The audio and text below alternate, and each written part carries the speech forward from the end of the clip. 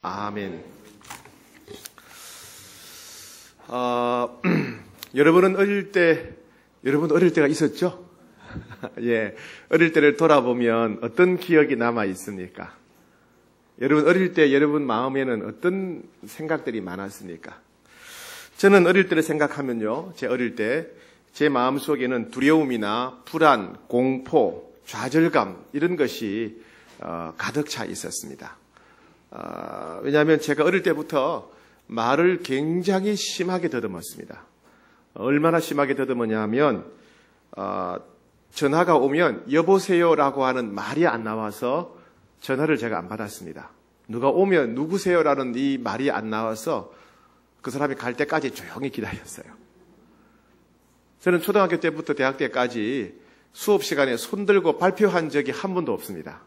말을 못하니까요. 일어나서 책을 읽으라고 하면 선생님이 일어나서 책을 한 줄을 못 읽었어요. 그럼 애들이 막 책상을 두드리고 웃고 재밌다 그러고, 예.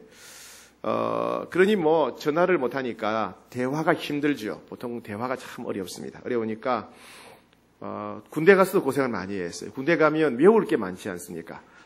직속상관 관등성명도 외우고, 뭐 군인의 정신도 외우고, 임무 수칙도 외우고, 또 외웠는지 안 외웠는지 고참들이 또 확인합니다. 다 외웠죠. 외웠는데 이게 말로 안 나오니까, 더듬어서 안 나오니까 못 외웠다고 얻어 터지고 많이 맞았어요. 그랬어요. 그러다 보니까 저는 취업을 못할 것이라고 생각했어요. 나는 말을 너무 심하게 더듬으니까 대화가 안 되니까 무슨 취업을 할 수 있겠느냐. 그리고 데이트도 못하죠. 결혼도 못하리라고 생각했어요. 그러니 거의 뭐 제가 대학 생활 때까지는 제 마음속에는 늘 사람들을 의식하는 두려움, 불안, 공포, 절망 이런 것이 제 마음속에 가득했었습니다. 여러분의 어릴 때의 모습은 어떠했습니까? 여러분 지난 삶을 돌아볼 때 여러분의 살아온 삶의 모습에 대해서 만족하십니까? 혹시 내가 당연히 해야 될 일인데도 내가 자신감이 없어서 다른 사람 눈치 보다가 못한 일이 있지 않습니까? 남들이 나를 비웃거나 무시하거나 업신여기는 말을 하면 반박하지도 못하고 그냥 꼬리를 내리고 물러선 적이 없습니까? 남들에게 옳은 말, 바른 말, 축복의 말은 제대로 하지도 못하고 할 말도 제대로 못하고 진지한 말은 전혀 하지 못하고 살아오지는 않았습니까? 오늘 그렇게 살아갔던 한 사람을 우리는 만나게 됩니다. 바로 사울이라고 하는 사람입니다. 이스라엘 백성들은 출애굽해서 가나안 땅에 정착하게 됩니다. 그런데 한 민족이지만은 12지파로 구성되어 있었어요. 이 12지파가 흩어져서 살았고 서로 마음이 모아지지 않았습니다. 그러다 보니까 마치 형제들이 12형제가 똘똘 뭉치면 막강할 텐데 그 형제가 서로 싸우고 갈등하면 뭐 모래 같으면 별 볼 일 없지 않겠습니까? 이 12지파가 하나로 뭉쳐지지 못하니까 흩어져 있으니까 다른 주변의 민족들이 계속 그 이스라엘을 괴롭힙니다. 그래서 늘 짓밟히고 고통당하는 삶을 살죠. 그래서 이스라엘 백성들은 왕을 요구합니다. 하나님, 이 12지파를 똘똘 뭉치게 만들 수 있는 탁월한 지도력을 가진 왕을, 우리를 통치할 왕을 좀 세워주십시오. 그래서 적들의 공격으로부터 우리를 지킬 수 있는 왕을 좀 세워주십시오. 그래서 그 하나님께서는 백성들의 요구를 들으시고 이스라엘의 왕을 세우십니다. 먼저는 그 당시 사사였던 제사장 사무엘, 선지자 사무엘을 통해서 사울이라고 하는 사람을 만나게 하시고 사울에게 기름을 붓게 합니다. 이 기름을 붓는다는 말은 하나님이 사명을 준다, 왕으로 세운다 이런 말이죠. 그 다음에 이것은 이제 사울에게 행한 것이고 두 번째는 온 백성들이 그 사실을 알 수 있도록 하기 위해서 백성들을 다 불러 모읍니다. 불러 모으고 공개적인 집회에서 하나님의 뜻을 왕을 세우는 하나님이 뜻하시는 왕이 누군지를 알 수 있도록 기도하면서 제비뽑기를 합니다. 구약시대는 제비뽑기가 하나님의 뜻을 분별하는 방법이었어요. 그래서 12지파 대표가 제비를 뽑았더니 먼저 베냐민 지파가 뽑게 되고 베냐민 지파 사람 중에서 여러 집안이 나와서 하니까 마드리 집안이 뽑게 되고 마드리 집안 쪽에서 뽑으니까 기스 가족이 뽑게 되고 기스 가족의 모든 남자들이 뽑으니까 사울이라고 하는 사람이 이제 제비를 뽑고 그래서 사람들이 야 사울이 하나님이 선택한 왕이구나 이렇게 알게 됩니다. 물론 이제 사무엘은 미리 알고 있었죠. 그런데 그렇게 제비뽑기를 통해서 하나님이 세우신 왕을 분별하던 그날 사울은 뭘 하고 있었냐 하면 하나님의 뜻을 따라 이제 왕으로 뽑혔는데 그러면 사람들 앞에 나와야 될 텐데 사람들 앞으로 나오는 것이 두려워서 사람들이 가져온 진보다리 뒤에 숨어 있었습니다. 그건 뭘 말하냐 하면 이 사울은 상당히 수치심이 많고 두려움이 많고 남 앞에 나서기를 어려워하는 대인관계에 자신감이 없었던 사람이구나 하는 걸 알 수가 있어요. 그러니까 왕으로 뽑힌 사람이 이렇게 수치심이 많고 두려워하고 대인관계에 자신이 없어 나오지 못하는 모습을 보니까 백성들의 마음이 어떻겠습니까? 아니 어떻게 저런 사람이 왕이 될 수 있겠느냐고 공개적으로 비판합니다. 더군다나 12지파 중에서 제일 숫자가 작은 베냐민 지파, 그것도 제일 별 볼 일 없는 기스 집안에서 남자가 왕으로 세워지니까 아이고 저렇게 별 볼 일 없는 사람이, 저렇게 나약한 사람이, 저렇게 자신감 없고 수치심 많은 사람이 어떻게 우리를 구원하겠느냐 하면서 사울을 무시하고 멸시합니다. 그리고 도대체 하나님과 사무엘은 왜 저런 사람을 왕으로 세워서 우리의 기대를 저버리시는지 울분을 토했습니다. 결국 모든 백성들이 모인 곳에서 공개적인 절차를 통해서 하나님이 세우신 왕이 누군지 분별했지만은 그 결과 세워진 사울을 아무도 왕으로 인정하지 않고 추종하지도 않았습니다. 사울은 그냥 집으로 돌아가서 평소에 하던 대로 농사나 짓고 살았습니다. 그러던 중에 갑자기 큰 위기가 찾아옵니다. 이스라엘 동쪽에 요단강 건너편 지금의 요르단 쪽입니다. 거기서 요르단 시리아 쪽인데 그쪽에 암몬이라고 하는 나라가 있는데 이 암몬은 왕정 체제를 이미 확립한 나라입니다. 그 암몬이라는 나라에 나하스라고 하는 왕이 병사들을 거느리고 이스라엘을 공격해 옵니다. 그래서 요단강 동편에 있던 성인 길르앗 야베스라고 하는 그 성 근처에 진을 치고 길르앗 야베 사람들에게 편지를 보냅니다. 너희들 죽기 전에 항복해라. 그래서 이스라엘의 동쪽 지파에 있던 이 길르앗 야베 사람들은 그 소식을 듣고 깜짝 놀랍니다. 그래서 우리가 항복하겠다. 우리가 항복할 테니까 우리를 치지 마라. 우리를 죽이지 마라. 사정을 합니다. 그러자 이 나하스가 이렇게 말합니다. 자, 봅시다. 오늘 11장 1절, 2절 시작. 암몬 사람 나하스가 올라와서 길르앗 야베스에 맞서 진침에 야베스 모든 사람들이 나하스에게 이르되 우리와 언약하자. 그리하면 우리가 너를 섬기리라 하니 암몬 사람 나하스가 그들에게 이르되 내가 너희 오른 눈을 다 빼야 너희와 언약하리라. 내가 온 이스라엘을 이같이 모욕하리라. 무슨 말이냐면 이 암몬 왕 나하스가 길르앗 야베스라고 하는 성 근처에 진을 치고 항복해라 하니까 이스라엘 백성들이 길르앗 야베스 사람들이 우리 항복한다. 우리 죽이지 마라. 이렇게 말합니다. 그러자 이 암몬 왕 나하스가 뭐라 그러냐면 그냥 항복하는 게 아니다. 나는 너희들의 눈을 오른쪽 눈을 다 빼버리고 난 뒤에 너희들의 항복을 받아주겠다. 이렇게 말하는 거예요. 이 오른쪽 눈을 뺀다는 말은 뭐냐 하면 여러분 고대 사회에서는 전쟁할 때 총 대신에 화살을 쏘죠. 그죠? 활을 쏠 때 어느 눈을 감습니까? 왼쪽 눈을 감아야 겨눌 수 있죠. 그죠? 그런데 오른쪽 눈을 빼버리면 어떻게 돼요? 이걸 겨눌 수가 없게 되는 거예요. 그 다음에 이제 전쟁할 때 보면 왼손에는 방패를 들고 오른손에는 칼이나 창을 들어요. 그죠? 방패로 이렇게 맞고 볼 때는 어떻게 봅니까? 이렇게 볼까요? 이렇게 볼까요? 오른쪽을 봐야 되잖아요. 그죠? 이렇게 봐요. 이렇게 보면 안 보이니까. 이렇게 봐야 되는데, 이 보는데 이게 눈을 빼버리니까 보이지 않는 거죠. 결국 오른쪽 눈을 뺀다는 얘기는 뭐냐면, 전쟁을 못하게 만든다. 전투를 못하게 만든다. 너희들의 오른쪽 눈을 다 빼가지고 다시는 저항하지 못하도록 전쟁을 못하게 만들 거다. 너희는 농사나 지어라. 이런 협박이죠. 이런 협박. 예. 이런 협박을 하자, 길르앗 야베스 사람이 뭐라고 그러냐 하면, 좋다. 그런데 우리한테 한 가지 부탁만 좀 들어달라. 그게 뭐냐 그러니까, 우리 12지파한테, 우리 이스라엘 12지파한테 우리가 도움을 요청하는 편지를 보낼 텐데, 편지를 보내가지고 아무도 우리를 도와주지 않는다고 하면, 우리가 성문을 열 테니까, 그때 우리 오른 눈을 빼든지 왼 눈을 빼든지 너희들 마음대로 해라. 이렇게 나온 거예요. 12지파한테 먼저 편지를 보내겠다는 겁니다. 그러자 나하스가 딱 볼 때, 이건 뭐, 안 될 일 같은 거예요. 왜? 이스라엘 12지파가 똘똘 뭉쳐진 게 아니라 각자 흩어져 있고 모래알을 갖고, 더군다나 사무엘 선지자는 너무 늙었고, 사울이라고 하는 사람이 왕으로 세워졌지만은 아무도 인정해 주지 않아가지고 농사나 짓고 있으니까 어느 지파가 길르앗 야베스를 도와주겠느냐. 아무도 도와주지 않겠구나 싶어서 그래 그럼 해봐라. 너희들 편지를 다 보내라. 보내고 아무도 도와주지 않으면 너희가 성문을 열고 다 항복하고 너희들 오른쪽 눈을 다 빼겠다. 이렇게 된 겁니다. 그렇게 해서 이제 이 길르앗 야베스 사람들은 전령들을 12지파에 보내서 우리가 위급하니 도와달라. 도움을 요청하게 됩니다. 자, 그 소식을 들은 사람들이 어떻게 반응했을까요? 자, 4절 시작. 이에 전령들이 사울이 사는 기브아에 이르러 이 말을 백성에게 전하매 모든 백성이 소리를 높여 울더니. 왜 울었을까요? 백성들이 왜 울었을까요? 자기 동족이 성이 함락당하고 죽어가는데 도울 수 있는 힘이 없으니까.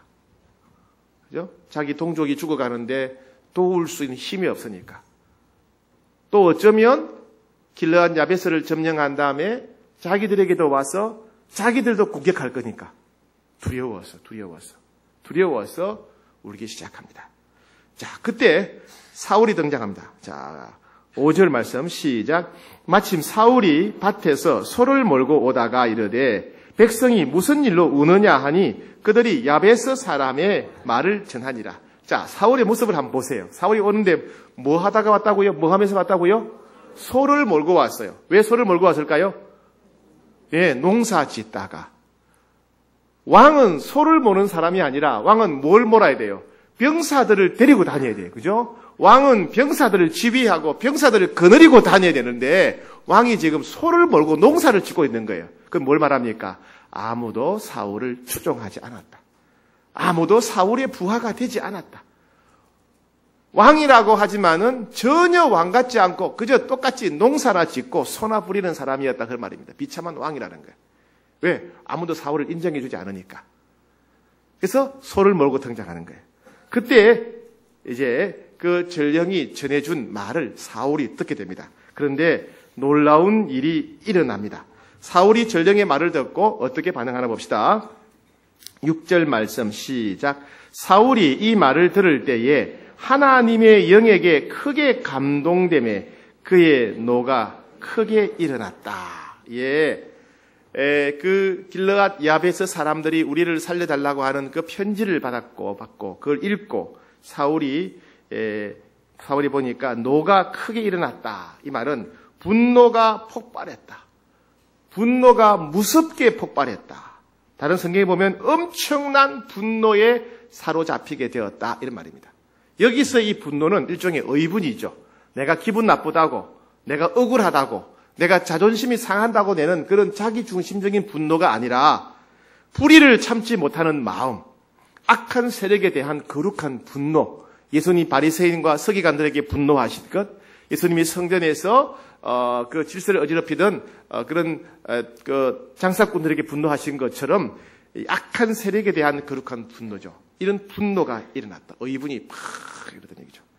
그리고 7절 시작. 한결이의 소를 잡아 각을 뜨고 전령들의 손으로 그것을 이스라엘 모든 지역에 두루 보내어 이르되 누구든지 나와서 사울과 사무엘을 따르지 아니하면 그의 소들도 이와 같이 하리라 하였더니 여호와의 두려움이 백성에게 임하매 그들이 한 사람 같이 나온지라.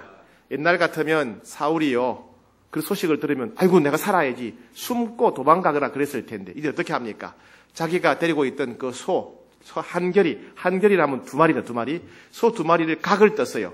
오른쪽 다리 자르고 왼쪽 다리 자르고 대가리 자르고 막 잘라 12조각을 내가지고 소 두 마리를 12조각을 내어서 12지파한테 그 조각낸 소를 보내는 겁니다.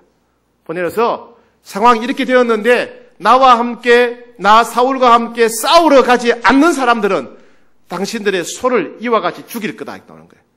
그건 단순히 소를 죽인다는 말이 아니라 나오지 않으면 당신들도 이 소처럼 죽여버리겠다 이런 겁니다. 옛날에는 상상도 못했던 모습이에요. 그죠? 그래서 사울이 그렇게 딱 얘기합니다. 그 말을 들으면 보통 같으면 사람들이 에이구 저기 바보 같은 게 저게 이럴 텐데 이때는 어떻게 합니까? 사람들이 여호와의 두려움이 백성에게 임하매 그들이 한 사람같이 나왔다. 이 말은 뭐죠? 그들이 진짜 잘못하면 죽겠다. 야 사울 저 대단히 무서운 놈이네. 어이구, 사울만 안 되면 큰일 나겠다. 이런 두려움이 몰려왔다는 거예요. 그래서 많은 사람들이 몰려왔습니다. 자, 그랬더니 어떻게 됩니까? 8절 시작. 사울이 베색에서 그들의 수를 세어보니 이스라엘 자손이 30만 명이요 유다 사람이 3만 명이었더라. 네, 이 베색은 어디냐 하면 요단강을 사이에 두고 요단강 오른쪽에 있는 도시는 길르앗 야베스, 요단강 왼쪽에 있는 도시는 베색입니다. 그래서 베색에 모여가지고 전제를 정비한 다음에 요단강을 건너서 길르앗 야베스 근처에 있는 암몬 사람을 공격할 계획이죠. 그런데 모인 사람의 숫자가 33만 명이다 이럽니다. 그건 뭘 말하냐면 33만 명만 모였다 이런 뜻이 아니고 사울이 거기 모인 사람들의 숫자를 다 파악했다는 말이고 뿐만 아니라 숫자를 파악할 뿐 아니라 조직화했다는 말이에요. 우리처럼 말하면 분대, 소대, 중대, 대대 이렇게 편제를 만들고 역할을 분담하고 전쟁을 수행하고 왕의 작전 명령을 수행할 수 있는 그런 군대로 조직화했다 이 말입니다. 한 번도 전쟁에 참여한 적이 없는 사람들이 농사를 짓고 목축받은 사람들이 모였는데 사울은 그들을 조직화해서 훌륭한 군대로 만들었다. 즉 사울은 탁월한 지도력을 발휘했다 이런 말이에요. 자, 그 다음에 9절 시작. 무리가 와 있는 전령들에게 이르되 너희는 길르앗 야베 사람들에게 이같이 이르기를 내일 해가 더울 때에 너희가 구원을 받으리라 하라. 전령들이 돌아가서 야베스 사람들에게 전하매 그들이 기뻐하니라. 네, 내일 너희들은 해방될 것이다. 즉 사울은 승리를 확신하고 있어요. 승리를. 사울이 만약에 내일 이기면 너희들이 좋고 못 이기면 끝이야 이렇게 하지 않았어요. 반드시 이긴다. 우리는 이 전쟁에서 반드시 이기고 야베스 너희들은 해방될 거다 이렇게 딱 말하죠. 용기 있고 확신에 차고 확실에 찬 모습을 보여줍니다.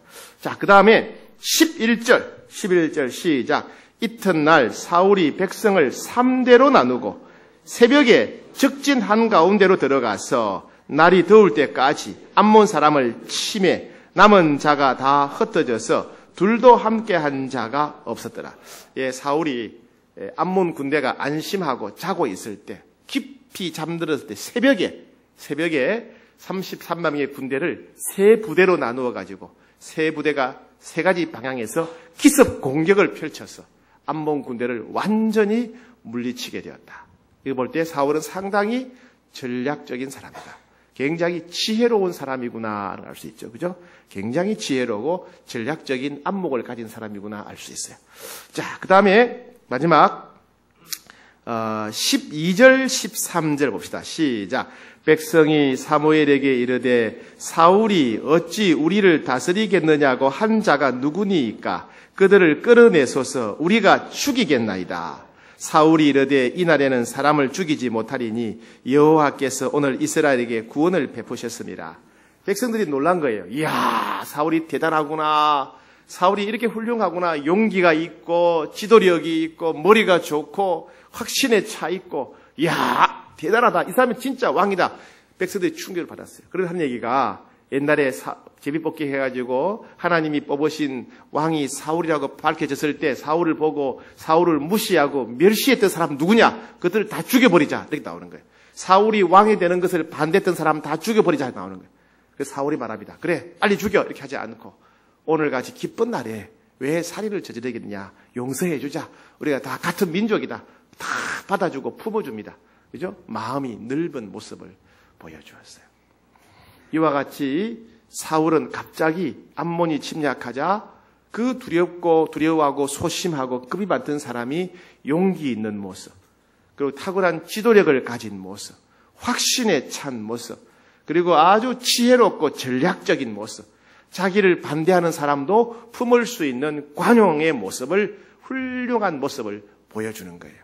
그 모습을 보자 결국 백성들이 어떻게 반응합니까? 15절 시작. 모든 백성이 길갈로 가서 거기서 여호와 앞에서 사울을 왕으로 삼고 대관식을 했다요. 대관식을. 전에 제비뽑기를 통해서 사울이 왕에게 드러났죠. 그죠? 이제 취임식을 했다. 그동안 취임식 못했어요. 왜? 다 사울을 무시해가지고 사울은 집에 가서 소나 몰고 농사를 지었단 말이죠. 근데 이제 백성들이 사울의 변화된 모습을 보고 이야 저 사람이 왕이 되는 게 정말 좋겠다 해가지고 사울을 왕으로 세웠다. 대관식을 했다. 임직식을 했다. 그 다음에 여호와 앞에서 화목제를 드리고 이거 뭐냐면 하나님께 감사드렸다. 뭐로 인해서 사울을 왕으로 세우신 거 감사합니다. 사울을 통해서 암몬에게 승리하게 하신 거 감사합니다. 하나님 앞에 감사 제물을 드렸다. 저는 하나님 원망했죠. 어떻게 저런 사람을 왕으로 세웁니까? 하나님 원망했던 사람들이 이제는 사울 때문에 하나님께 감사 제물을 드렸어요. 그리고 15절 끝에 이 사울과 이스라엘 모든 사람이 거기서 크게 기뻐했다. 크게 기뻐했다. 왜? 사울같이 저렇게 훌륭한 사람을 왕으로 세우셨으니까. 사울로 인해서 암몬과의 전쟁에 승리했으니까. 그렇죠? 이렇게 바뀌게 되었습니다. 여러분, 사울을 대하는 이스라엘 백성들의 태도가 이렇게 바뀐 이유가 무엇입니까? 전에는 사울을 무시했어요. 아이고, 저렇게 소심한 인간이, 저렇게 겁이 많고, 저렇게 자신감 없는 사람이 어떻게 왕이 돼? 아무도 인정해 주지 않고, 따르지 않았고, 그죠? 그랬죠. 근데 이제는, 사울로 인해서 하나님 감사합니다. 이런 사람을 왕으로 세워주시니 감사합니다 하고, 기뻐하고 잔치를 벌였다. 어떻게 이렇게 바뀌었을까요? 그것은 사울의 됨됨이가 변했기 때문에 그래요. 그죠? 전에는 열등감 많고 수치심이 많고 자신감이 없는 사람, 남들 앞에 나설 줄 모르는 사람이었어요. 근데 이제는 용기가 있고 지혜가 있고 지도력이 있고 자신을 반대하는 사람들까지 품을 수 있는 넓은 마음을 가진 사람이었어요. 그죠? 더군다나 암몬과의 전쟁에서 승리했습니다. 그래서 그들은 너무너무 기뻤어요. 하나님이 사울을 왕으로 세워준 것이 기뻤고 사울과 함께하는 승리가 기뻤어요. 사울은 왕으로서의 역할을 잘 감당했다. 그런 말이죠. 여러분들은 하나님께서 여러분들에게 맡기신 역할, 자리를 잘 감당하고 있습니까? 사울은 하나님이 세우신 왕으로서 역할을 잘 감당했어요. 지도력이 있고, 그죠? 포용력이 있고, 그죠? 지혜가 있고, 용기가 있고, 확신에 찬 모습을 보여주었어요. 여러분들은 여러분들이 가정에서 역할들이 있죠? 남편의 역할, 아내의 역할, 부모 역할, 자녀의 역할. 그 역할들을 잘 감당하고 있습니까? 여러분 직장에서, 교회에서, 각종 모임에서 여러분 역할들을 잘 감당하고 있습니까? 더 나아가서 특별히 우리는 그리스도인으로서, 여러분 그리스도인으로서의 남편의 역할, 아내의 역할, 그리스도인으로서의 직장인의 역할을 잘 감당하고 있습니까? 여러분 주변의 사람들은 여러분들을 어떻게 생각합니까? 사도 바울은 자기 인생의 자랑은 세상 사람들처럼 부귀나 명예가 아니고 권세가 아니고 자기의 진정한 자랑은 빌립보 교인들이고 데살로니가 교인들이라 그랬어요. 바울의 긍지, 바울의 자랑은 데살로니가 교인들과 빌립보 교인들이랍니다. 우리의 소망이나 기쁨이나 자랑의 면류관이 무엇이냐? 그가 강림하실 때 주 예수 그리스도 너희가 아니냐? 왜? 그들은 바울을 보고 예수 믿은 사람들이니까. 바울의 말뿐만 아니라 바울의 행동을 보고 바울의 성품을 보고 이야 바울을 보니까 진짜 하나님 살아계시다. 야 바울 보니까 진짜 하나님 좋은 분이다. 야 바울 보니까 진짜 하나님 믿으면 이렇게 변화될 수 있구나. 바울을 보고 하나님을 믿었던 사람들이 빌립보 교인들, 데살로니가 교인들. 바울은 그들이 자신의 자랑이라는 자랑. 여러분 주변에는 그런 사람들이 있습니까? 다니엘 12장 3절에서는 많은 사람들을 옳은 대로 돌아오게 한 자는 별과 같이 영원토록 빈다리라 그랬습니다. 우리가 말하고 행동하는 것을 보고 야, 저 사람이 저렇게 믿으면 진짜 하나님 계시다. 저 사람 믿는 하나님은 진짜 좋은 하나님이다. 저 사람 보니까 하나님은 정말 좋은 분 같고 하나님 믿으면 행복하겠다. 이렇게 보여주고 있습니까? 아니면 반대로 아이고 저 인간 때문에 나 교회 안 나간다.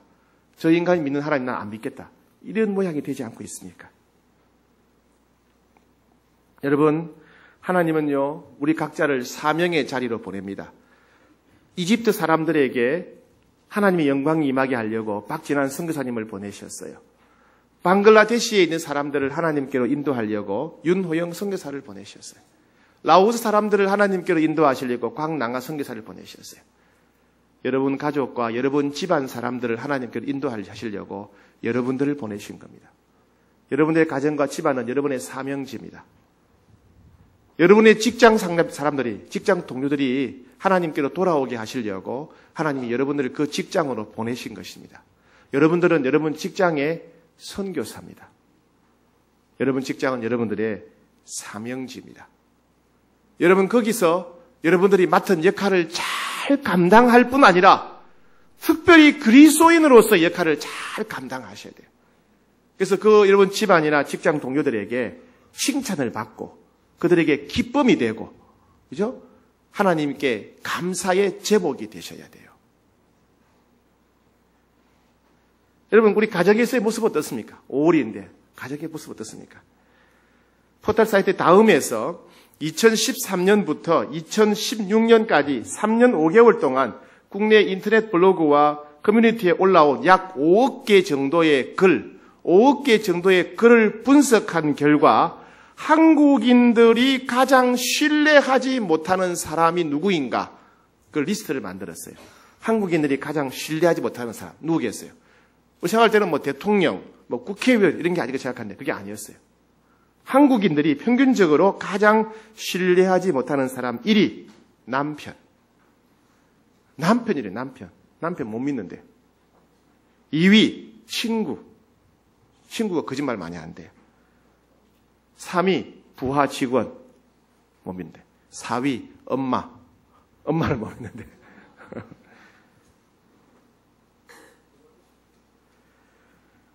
여러분들의 가정생활은 어떻습니까?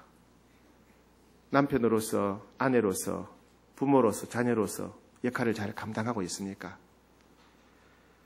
특별히 그리스도인 남편으로서, 그리스도인 어머니로서, 그리스도인 부모로서, 그리스도인 자녀로서 역할을 잘 감당하고 있습니까? 5월은 가정의 달입니다. 가정의 달이라는 게 중요한 게 아니에요. 가정의 달이라고 우리가 행복해지는 게 아닙니다. 가정의 달이라면 우리는 우리 자신을 돌아보면서 우리 자신이 더 남편답게, 아내답게, 부모답게, 자식답게 살아가야지요. 특히 우리는 그리스도인으로서 그리스도인 남편답게, 그리스도인 아내답게, 그리스도인 부모답게, 그리스도인 자녀답게 우리가 살아가야 됩니다. 그렇다면 사울이 그렇게 사람들에게 기쁨이 되고 감사 제목이 되도록 변한 이유가 무엇이겠습니까? 그 비결이 무엇이겠습니까? 오늘 보면 6절에 나오면 6절 시작. 사울이 이 말을 들을 때에 하나님의 영에게 크게 감동되었다. 하나님의 영에게 감동되었다는 말은 뭐냐면 하나님의 성령으로 충만하게 되었다 이 말이에요. 사울이 하나님의 성령으로 충만하게 되었을 때 사울 안에 변화가 일어났어요. 전에는 두려움이 많고 소심하고 사람들 앞에서 자신감이 없는 사람이었는데 하나님의 성령이 충만하게 임하실 때 그는 용기 있는 사람, 지혜로운 사람, 지도력이 있는 사람, 확신에 찬 사람, 관용이 있는 사람으로 변화되었던 것입니다. 그래서 사울은 사람들에게 기쁨이 되고 감사의 제목이 될 수 있었습니다. 오늘날도 마찬가지입니다. 우리 안에 계신 성령님은 역사하시는 성령님이십니다. 갈라디아서 5장 16절에 보니까 너희는 성령을 따라 행하라. 그리하면 육체의 욕심을 이루지 아니하리라. 너희는 성령을 따라 행하라. 그리하면 육체의 욕심을 이루지 아니하리라. 성령께서 우리를 도와주신다는 거예요. 우리가 사랑이 많은 사람이 되도록, 우리가 온유한 사람이 되도록, 우리가 오래 참을 수 있는 사람이 되도록, 다른 사람을 불쌍히 여기는 사람이 되도록, 용서할 수 있는 사람이 되도록, 기쁨이 가득한 사람이 되도록 우리를 변화시켜 주신다는 겁니다. 변화시켜 주시는 거예요. 그런데 우리는 주님을 만나야 됩니다. 만나야 돼요.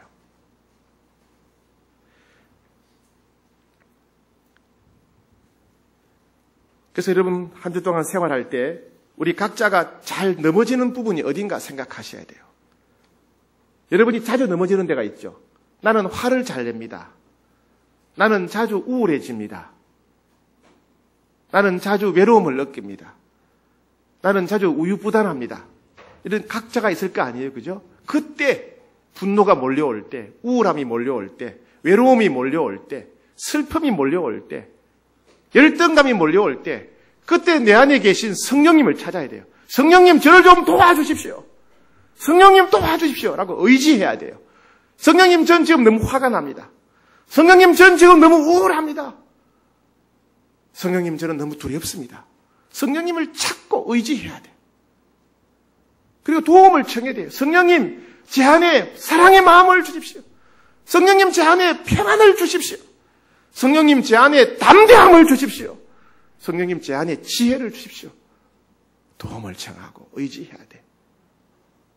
그리할 때 성령님께서 우리의 마음과 생각을 변화시켜서 육체의 욕심을 이루지 않고 우리 주님을 닮아가게 하시겠다는 말씀이에요. 그렇죠? 닮아가게 하신다고요. 고린도 전서 15장 49절 보니까 하늘에 속한 이의 형상을 입으리라. 우리가 성령님을 의지하면, 우리가 순간순간 성령께 도움을 청하면 우리가 하나님의 모습으로, 하나님의 얼굴로 변화된다는 겁니다. 베드로후서 1장에서는 신성한 성품을 갖게 될 것이다. 신성한 성품이 뭡니까? 하나님의 성품, 예수님의 마음을 닮아가게 될 것이다. 언제? 성령님께 의지하면, 성령님께 도움을 청하면 바뀐다는 것입니다. 그때 우리를 바라보는 사람들의 모습이 분명히 다르게 보일 겁니다. 찬송가 420장에 이런 찬송가 있죠. 너 성결케 위해 내 머리 숙여 저 은밀히 계신 내 주께 빌라. 주 사귀어 살면 주 닮으리니 널 보는 이마다 뭐죠? 주 생각하리. 주 사귀어 살면, 주님께 빌고 기도하며 주님과 사귀어 살면 주님을 닮을 것인데, 하나님의 형상을 닮을 것인데, 신성한 성품을 닮을 것인데, 너를 보는 이마다 예수님을 생각하게 될 거다. 하나님을 생각하게 될 거다. 그런 말씀이에요. 얼마 전에 이세돌 바둑 기사하고 알파고라고 하는 세계 최고의 컴퓨터가 바둑 경쟁을 했죠. 그래서 알파고라는 컴퓨터가 4대1로 이겼습니다. 여러분 바둑 좋아하십니까? 네. 바둑에는 아마추어가 있고 프로가 있죠. 그죠? 아마추어는 18급부터 시작합니까? 바둑 초보는 18급부터 시작하죠. 18급, 그 다음에 17급, 16급 이렇게 올라가죠. 그죠? 아마추어와 프로의 차이는 대단합니다. 비교할 수가 없어요. 비교할 수가 없어요. 그죠? 또 프로에도 단계가 있어요.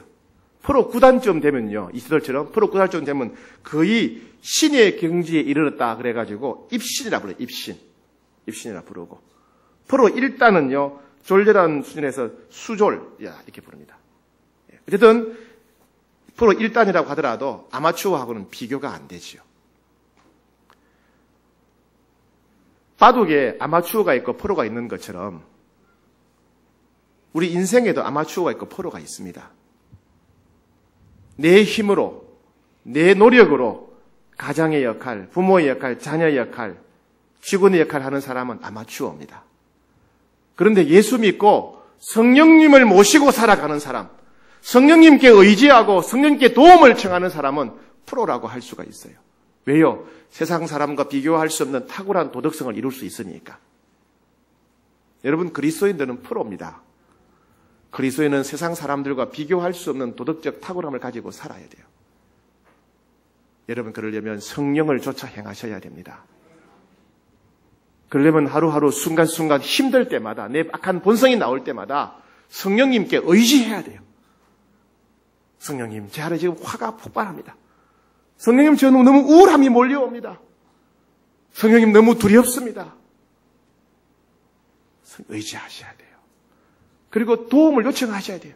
성령님, 제 안에 사랑을 부어주십시오. 성령님, 제 안에 담대함을 주십시오. 성령님, 제 안에 평안을 주십시오. 여러분, 성령님을 의지하셔야 됩니다.